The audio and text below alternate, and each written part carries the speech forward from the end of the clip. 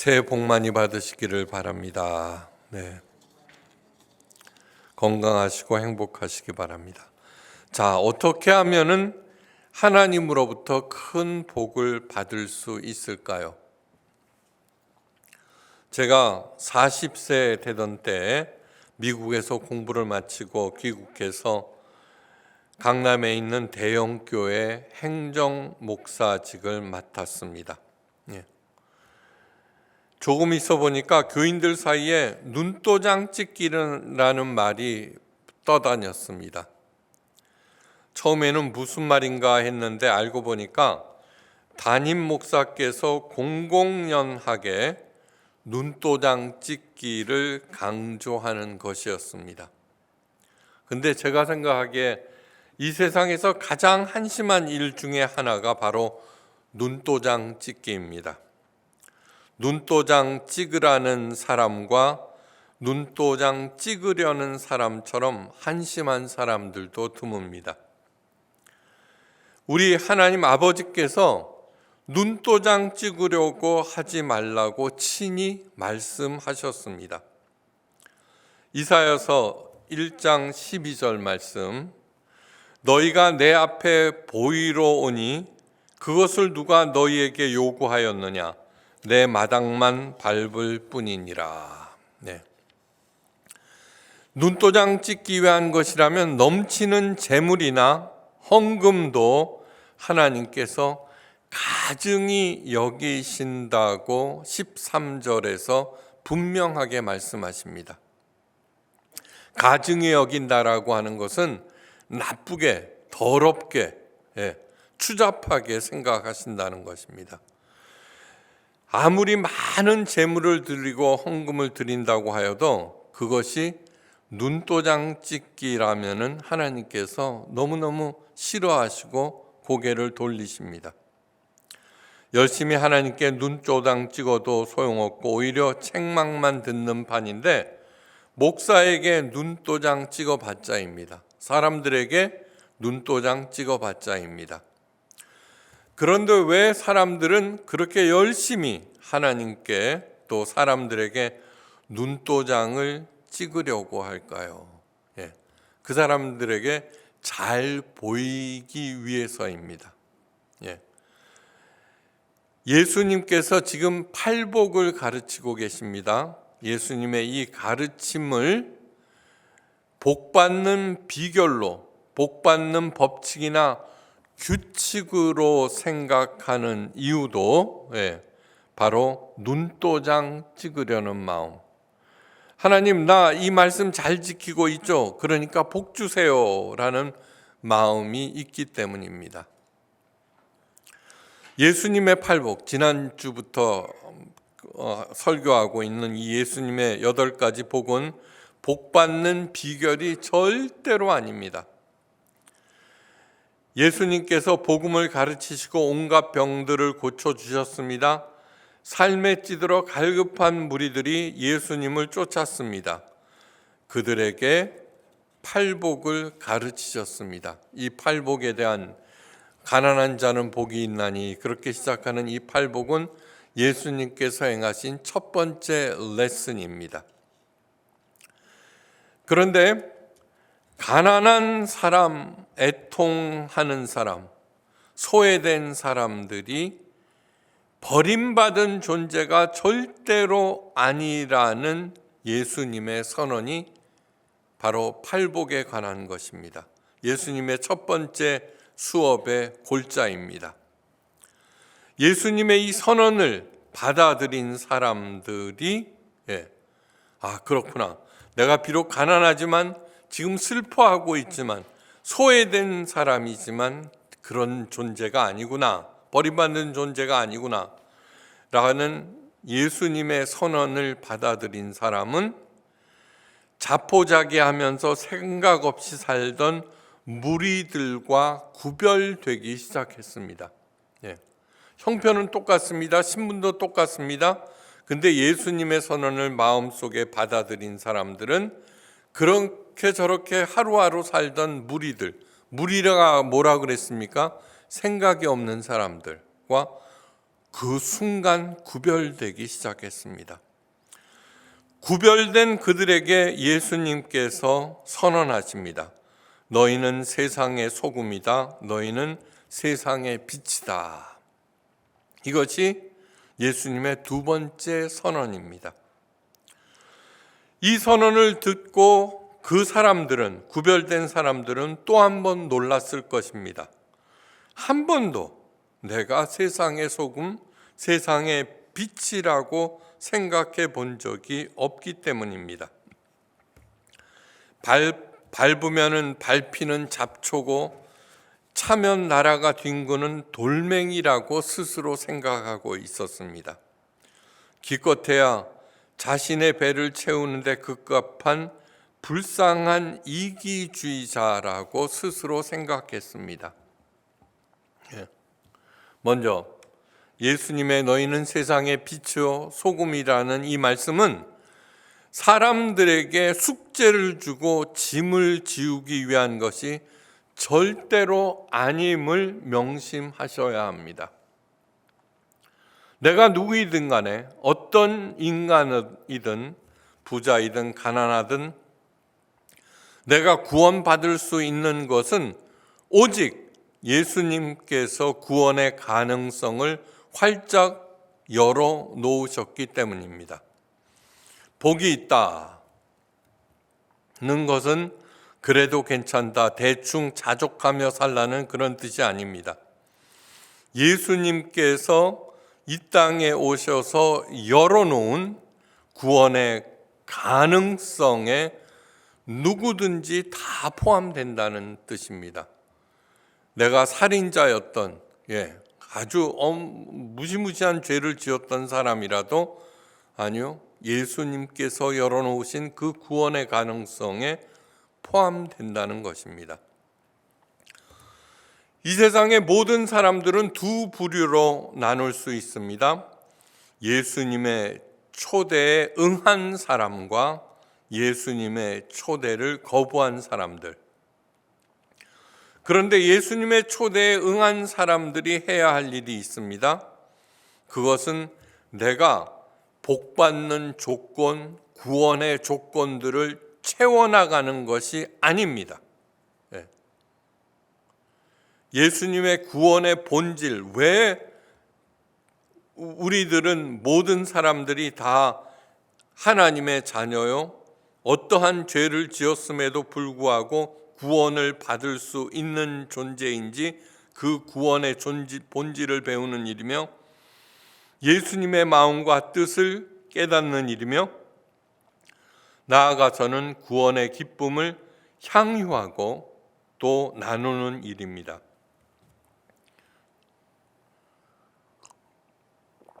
이스라엘 백성들은 이집트의 노예로 무려 430년간 살아야 했습니다. 하나님께서는 노예 근성에 찌들 대로 찌든 그들을 출애굽시켜서 시내산으로 인도하셨습니다. 그리고 말씀하십니다. 세계는 다 내게 속하였나니 너희가 내 말을 듣고 내 언약을 지키면은 너희는 열국 중에서 내 소유가 되겠고 내게 대하여는 제사장 나라가 되며 거룩한 백성이 되리라. 출애굽기 19장 5절에서 6절 말씀입니다. 고대 사회에서 노예는 가장 하층민입니다. 또 한 번 노예면은 영원한 노예, 자자손손 노예입니다. 반면 제사장은 왕과 귀족들보다 더 높은 가장 존귀한 계급입니다. 하나님의 말씀은 이 가장 비천한 노예를 가장 존귀한 제사장, 그것도 지고하신 하나님의 제사장으로 삼으시겠다는 것입니다. 그 누구도 생각하지 못한 엄청난 말씀입니다. 사회 통념을 완전히 뒤집어 놓는 경천동지의 말씀입니다. 하나님이시니까 이렇게 말씀하시는 것입니다. 무지한 소외된 무지렁이들이 세상의 소금이라 빛이라는 예수님의 말씀은 430년 동안 노예로 살던 사람들이 여호와의 거룩한 제사장들이라는 하나님의 말씀과 똑같은 것입니다. 오늘 본문 말씀을 잘 들으셔야 됩니다. 너희는 세상의 소금이 되라고 하지 않으셨습니다. 빛이 되라고 하지 않으셨습니다. 그냥 너희는 세상의 소금이다 라고 선언하셨고 빛이다 라고 확정하셨습니다. 노예로 사시겠습니까? 아니면 제사장으로 사시겠습니까? 잡초와 돌멩이로 사시겠습니까? 아니면 소금과 빛으로 사시겠습니까? 내가 제사장이 되라는 것이 아닙니다. 내가 소금과 빛이 되라는 것이 아닙니다. 다만 둘 중 하나를 택하라는 것입니다. 훈련과 노력은 나중의 문제입니다. 이 질문은 책임과 의무에 관한 것이 아니라 자기 정체성에 관한 것입니다. 내가 결단할 때 내가 소금이다. 그래, 맞아. 나는 소금이야. 나는 빛이야. 라고 생각할 때 하나님께서는 나를 소금으로 빛으로 만들어 가십니다. 되게 하십니다. 이루시는 분은 하나님이십니다. 명심하시기 바랍니다. 그래서 하나님의 말씀은 기쁜 소식 곧 복음입니다. 그래서 살인자도 흉악한 범죄자도 하나님의 구원의 은혜 가운데 들어갈 수 있습니다.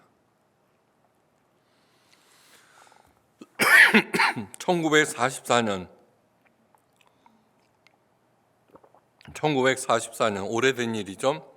메리온 웨이드라는 청년은 원래 화학연구원이었는데 폭발 사고가 나서 그냥 절명하고 말았습니다. 시력을 완전히 잃었습니다. 절망 가운데 기도했습니다. 하나님, 이제 제 힘으로는 도저히 살아가지 못합니다. 하나님 도와주십시오. 매일매일 울면서 앞으로 어떻게 살아야 됩니까? 그렇게 기도를 하는 중에 한 가지 생각이 스쳤습니다. 하나님께서 주신 것입니다. 별로 대단한 것도 아닙니다. 시각 장애인들은 집안 청소와 관리를 할 수 없다는 것이었습니다. 그 작은 생각을 사업으로 발전시켜서 1947년 3년 후에 서비스 마스터란 회사를 설립합니다. 이 회사의 경영 원리는 고린도전서 10장 31절 말씀입니다. 그런즉 너희가 먹든지 마시든지 무엇을 하든지 다 하나님의 영광을 위하여 하라. 그는 이 말씀을 사업에서 실천하였습니다. 인간은 하나님의 형상대로 지음받은 존귀한 존재라는 사실에 근거해서 인간 존중의 경영 철학을 실천해 나갔습니다. 제일 먼저 종업원과 고객을 귀하게 여기고 항상 만족시킨다는 원칙에 충실했습니다. 종업원들에게 월급도 또 복지도 넉넉하게 실천하고 이익도 함께 나누고 고객은 또 만족할 수 있는 최상의 서비스를 제공하였습니다. 그러자 이 서비스 마스터라는 회사는 나날이 발전하여서 현재 어떻게 됐냐 그러면 40여 개국에서 연매출 100억 달러를 올리고 있습니다. 100억 달러를 올리고 있습니다. 메리온 웨이드는 사업으로 눈먼 사람이 하나님의 제사장이 된 것입니다. 소금과 빛이 된 것입니다. 그렇게 하나하나 해가는 동안 왜 어려움이 없었겠습니까? 그러나 하나님께서 잘 인도해 주셔서 되게 하셨습니다. 그로 인하여서 수많은 종업원들과 고객들이 행복해졌습니다. 언젠가 책을 읽다가 이 메리온 웨이드는 죽고 그 회사를 이어받은 사장 이야기가 글 중에 나와 있었습니다. 너무너무 반가웠습니다. 나날이 발전하고 종업원들도 그 직장에 대한 만족도가 최고였습니다. 눈멀어 원망과 끌탕으로 사시겠습니까? 아니면 연매출 100억 달러를 올리는 CEO로 사시겠습니까? 선택은 그 누구도 아닌 내가 하는 것입니다. 내가. 여호와의 제사장이 되고 세상의 빛과 소금이 되는 일은 따분한 길, 멀고 험한 가시밭길이 절대로 아닙니다. 물론 힘들고 어려울 때도 있습니다. 그러나 보람 있고 신나는 일입니다. 모든 청년들에게, 모든 교인들에게 당부합니다. 세계 역사는 자꾸 악한 쪽으로 가는 것 같죠. 요즘 우리나라가 처한 현실도 이게 도대체 어떻게 된 거야? 퇴보하는 것 같죠. 그러나 큰 시각에서 보면은 성경에 기록된 개념들이 하나하나 실현되는 과정이 바로 세계 역사입니다. 수천 년 동안 당연히 여기던 노예 제도는 이제 없어졌습니다. 그 옛날 노예가 제사장이 되는 일은 불가능했지만 지금은 누구나 될 수 있습니다. 2000년 전 예수님의 말씀을 듣고 그 엄격한 종교와 신분의 사회에서 빛이 되고 소금이 된 사람들이 많이 있습니다. 그 사람 덕분에 우리들이 이 자리에 서 있는 것입니다. 너무나 좋은 예로 7 귀신 들렸던 창녀 막달라 마리아. I don't know how to love him. 그 아리아를 불렀던 막달라 마리아. 예수님 당시 예수님을 믿고 예수님을 사랑하고 따랐던 그 당시에 이미 여성 지도자가 되어 있었습니다. 예수님께서 부활 승천한 다음 막달라 마리아는 초대교회의 아주 중요한 여성 지도자, 최초의 여성 지도자가 이미 되었습니다. 제사장이라고 해서 모두 목사가 되고 선교사가 되라는 뜻이 아닙니다. 제사장이라고 하는 것은 무엇이냐 하면은 하나님의 뜻을 세상에 전하는 사람이 제사장입니다. 그리고 세상을 이끌고 하나님 앞에 서는 존재가 제사장입니다. 산업, 예술, 기업, 교육, 요리, 미용 등등 가장 중요한 것이 뭐예요? 가정입니다. 내가 가정의 제사장이 되리라. 그것은 가족들에게 하나님의 뜻을 전하고 또한 가족들을 이끌고 하나님 앞에 서는 존재가 된다는 것입니다. 모든 분야에서 제사장이 될 수 있고 또 되어야 합니다.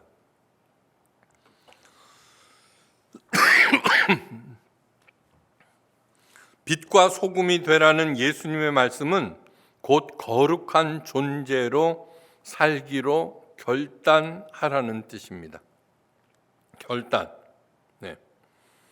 마음을 먹으라는 것입니다. 거룩은 교회에서 가장 많이 사용하는 단어죠. 그죠? 거룩은 종교에서 가장 많이 사용하는 단어입니다. 그런데 이 거룩이라는 말처럼 잘못 사용되고 왜곡된 것도 드물 정도입니다.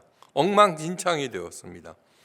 기독교는 거룩의 개념을 바로잡기 위해서 삼위일체 하나님께서 친히 세우신 것이라고 해도 틀린 말이 아닙니다. 모든 종교가 이 거룩이라는 개념을 망쳐버렸습니다. 이 거룩이라는 하나님께서 세우신 이 거룩이라는 개념을 가장 먼저 왜곡하고 파괴한 것은 바로 교회들입니다. 거룩은 모든 종교에서 사용하는 개념입니다. 거룩하면 가장 먼저 떠오르는 생각이 무엇입니까? 무겁고 조용하고 장엄하고 뭔가 두려워서 범접 못하는 어떤 것들이 떠오릅니다. 늘 말씀드립니다. 거룩은 히브리어로 카도시라고 하는데, 카도시 히브리어. 창세기 1장 1절에서 하나님께서 가르치시는 것이 바로 거룩의 개념입니다. 이 카도시, 거룩의 첫 번째 뜻은 구별하다는 뜻인데, 구별. 어떻게 구별하느냐 하면은 밝게 빛나면서 구별하라는 것입니다. 무겁고 조용하고 장엄하고 두렵고 범접하지 못하는 그런 것을 밝고 따뜻하게 만드는 것이 하나님의 거룩 카도시입니다. 곧 빛의 역할입니다. 그죠? 두 번째 뜻은 새롭게 하다입니다. 새롭게 하다. 어떻게? 방부제가 없던 시절은 소금이 썩지 않게 하는 역할을 하였습니다. 이것이 바로 소금임을 말합니다. 너희는 어두운 곳에 가서 밝게 하고 추운 곳에 가서 따뜻하게 하고 썩어져 가는 것을 새롭게 하는 역할을 하라는 것입니다. 어떻게? 그냥 어두침침하고 그런 데서 활짝 웃는 것만으로도 밝고 따뜻하게 얼마든지 할 수 있습니다. 요즘 세상은 예수쟁이들이 들어오면 재수없어 합니다. 불상이나 훼손하여 타 종교의 빛을 꺼버렸고 종교적 결벽증으로 주변 분위기에 찬물을 끼얹으며 고리타분한 교리와 규칙에 꽁꽁 묶여 자기 자신뿐만 아니라 다른 사람들도 새롭게 하지 못합니다. 그저 교회에 모여서 하늘 보좌를 움직이겠다는, 하나님께 잘 보이 얼굴 도장, 눈도장 찍겠다는 헛된 몸부림만 치는 완전 수동태로 전락했기 때문입니다. 완전 수동태란 무엇입니까? 스스로 빛을 낼 수 없다는 것입니다. 그나마 가냘픈 빛도 교회 안에 가두어 놓았습니다. 이것이 곧 오늘 본문에서 말하는 등불을 켜서 말 아래 두는 것입니다. 여기에서 말이란 곡식의 양을 재는 한 말, 두 말 할 때 말, 나무 그릇을 말합니다. 빛은 어떻게 돼요? 이렇게 높은 데 두어서 사방을 따뜻하게 밝게 해야 되는데 그거 갖다가 뚜껑을 덮어 놓는다는 것입니다. 그렇게 하지 말라는 것입니다. 그런데 오늘날 한국 교회는 어떻게 돼요?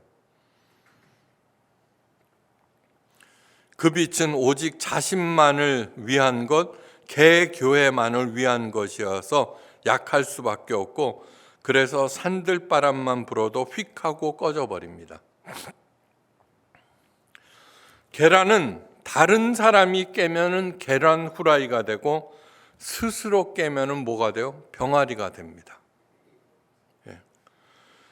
그리스도인들이 하나님을 잘 섬겨 복받겠다는 오래된 타성의 껍질을 스스로 깰 생각은 하지 않으므로 세상 후라이가 되어서 사람들에게 먹히고 그나마 맛이 하나도 없어서 밖에 버려져 사람들에게 짓밟히고 있는 것이 오늘날 우리들의 현실입니다. 이것이 곧 소금이 그 맛을 잃으면 밖에 버려져 짓밟힌다는 것입니다. 카바나라는 말이 있습니다. 카바나. 히브리어 카바나. 이거는 동기라는 뜻입니다. 동기. 그런데 이 동기라는 뜻이 뭐예요? 내가 어떤 일을 할 때 내 마음에 갖고 있는 생각이죠. 그죠? 이 동기를 가지면은 간절함이 있고, 카바나의 첫 번째 뜻은 동기, 두 번째 뜻은 간절함, 세 번째 뜻은 올바로 되다입니다. 무슨 뜻입니까? 바로 너희는 세상의 빛이다, 너희는 세상의 소금이다라는 예수님의 선언을 듣고, 그래 나는 앞으로 빛으로 살겠어, 앞으로 소금으로 살겠어 동기를 먹으면은 그것이 진짜 동기면 마음속에 간절함이 생긴다는 것입니다. 뭐 하는 것이 아닙니다. 표정도 밝게 하고 어떻게 해서든지 다른 사람을 위로하고 격려하고 웃고, 그렇게 할 때 나중에 가다 보면은 똑바로 되다 올바르게 되어 있다는 것입니다. 그래, 난 이제 예수님의 말씀대로 소금과 빛이 될 거야. 이대로 살지 않을 거야. 밝게 빛나고 따뜻하게 타올라 새로워질 거야. 그래서 하나님께 영광을 돌릴 거야. 그런 마음을 가질 때 변화된 나는 남들을 밝고 따뜻하게 하는 빛이 되고 남들을 새롭게 하는 소금이 됩니다. 그런 의도로 열심히 한 발 한 발 나아갈 때 내 안에서 카바나가 타오릅니다. 더 잘하고 싶은 간절함이 생깁니다.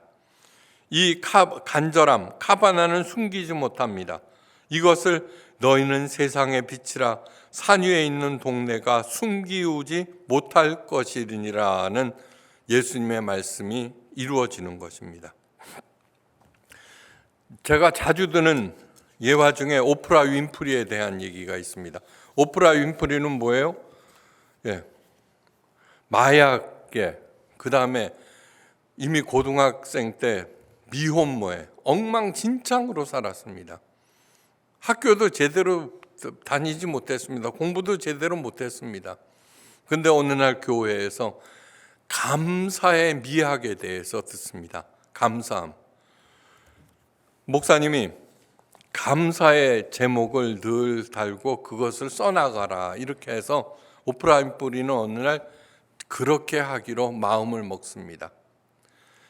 그래서 매일 저녁 때 그걸 갖다가 하는데 감사의 내용을 생각해 봅니다. 오늘 점심 맛있게 먹었습니다. 오늘 아침 일찍 운동할 수 있게 해서 감사합니다. 그냥 그렇게 쭉 써나갑니다. 별 특별한 의미도 없습니다. 그것이 어떻게 해요? 동기가 되고 자꾸 반복하면서 정말로 감사한 제목들이 많이 생기도록 살리라 간절함이 생겼습니다. 나중에 가장 영향력 있는 여성이 되었습니다. 자기가 된 것입니까? 아니요. 하나님께서 되게 하셨습니다. 너희는 세상의 빛이라 산 위에 있는 동네가 숨기우지 못할 것이라고 하셨습니다. 예수님의 말씀을 온몸으로 살아 꺼지지 않는 빛과 살맛 나게 하는 소금이 되시기를 간절히 바랍니다. 그리할 때 이 카바나가 실현됩니다. 곧 헝클어진 내 삶, 방향 잃은 내 인생이 곧게 됩니다. 세상 사람들의 인정과 존경을 받게 되고 욕심 부리지 않아도 형통하게 됩니다. 이것이 복음의 비결입니다. 그리고 교회는 주님께서 맡기신 일, 소외된 이웃을 돌보는 일을 힘써 행합니다. 그리하여서 사람들로 하여금 우리의 착한 행실을 보고 하늘에 계신 우리 아버지께 영광을 돌리게 하시기를 간절히 바랍니다. 바로 이것이 내가 빛과 소금이 되는 것이며 진정한 전도이며 거룩한 삶입니다. 이사야 선지자가 외칩니다. 광야에서 여호와의 길을 예비하라. 사막에서 우리 하나님의 대로를 평탄케 하라. 길을 닦으라는 말이 아닙니다. 광야와 사막은 지금 현재 내가 살고 있는 이 세상입니다. 광야와 사막은 바로 내 심령일 수도 있습니다. 여기서 해야 할 일은 여호와의 길을 예비하고 평탄케 하는 일, 이것은 도로 공사를 하라는 뜻이 아니라 하나님의 말씀에 내 심령으로 직통으로 오게 하라는 것입니다. 그래서 될 것 같아? 아니요. 하나님께서 이루신다는 것을 믿고 오늘부터 나는 잘 때마다 감사의 제목을 생각하며 하나님께 감사하면서 살리라. 그렇게 하는 것입니다. 그리하면 무슨 일이 생기느냐 하면은 골짜기마다 도두어지며, 골짜기가 뭐예요? 삶의 깊은 골짜기, 그것이 도두어집니다. 산마다 언덕마다 낮아지며, 산과 언덕이 뭐예요? 삶의 장애물, 그것이 낮아집니다. 저절로 여호와의 영광이 나타나고 모든 육체가 그것을 함께 보리라. 골짜기 곧 고난과 역경, 높은 산 곧 큰 장애물들이 없어지기 시작하고 대신 하나님의 영광이 나타납니다. 그 영광을 내가 온전히 누릴 뿐만 아니라 다른 사람들도 봅니다. 아, 저렇게 사는 것이구나, 인생은. 새해를 맞이하여서 이 복을 온전히 누리시고 베푸시길 주의 이름으로 축원합니다. 기도하십니다. 하나님, 예수님께서 우리 모두를 향하여 선언하신 너희는 세상의 빛이다, 너희는 세상의 소금이다는 선언을 마음속에 담습니다. 오늘부터 소금으로 빛으로 살겠습니다. 하나님께서 마침내 이루신다는 것을 믿고 있사오니 우리가 간절한 마음으로 한 발짝 한 발짝 할 수 있는 것을 실천하면서 살아갈 때 종국에는 모든 사람들이 나를 우러러보며 나를 통하여 하나님의 영광을 볼 수 있게 하옵소서. 이제는 성부, 성자, 성령 삼위일체 하나님의 그 크신 은혜와 사랑과 은사와 능력 언제나 좋은 대로 인도하시고 풍성하게 공급하심이 하나님의 말씀을 내 마음속 깊이 새기고 예수님의 선언에 수긍하며 이제는 소금으로 빛으로 살아가리라 결단하는 하나님의 존귀한 자녀들과 각 가정 하시는 일들과 새해에 새로 세우는 계획 위에 무엇보다도 포에마 예수교회 위에 지금부터 영원까지 함께 계시옵기를 간절히 기도하옵고 축원드리옵나이다. 아멘.